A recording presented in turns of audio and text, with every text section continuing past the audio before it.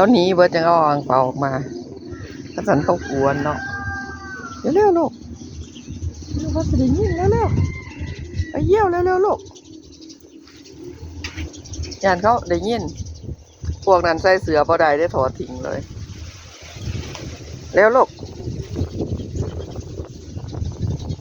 เอาสิไปทางใดเจ้าไปเดินไปลูก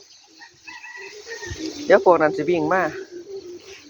ไปหาที่เยี่ยวที่ขี้เร็วๆเขาสิได้ยินน้ำก็บ่ได้อาบให้บ้านเราพวกนี้น้ำบ่ไหลเด้อจ้ะ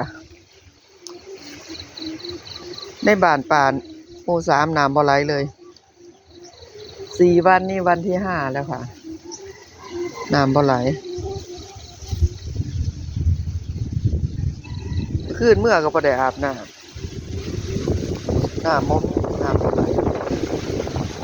แต่อยู่นี่ไหลอยู่นี่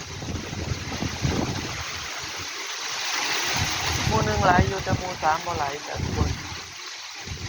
แย่อยู่นะแย่มากอยู่นะนั่นว่าละตัวนั่นเร็วๆแม่บอกให้เร็วๆ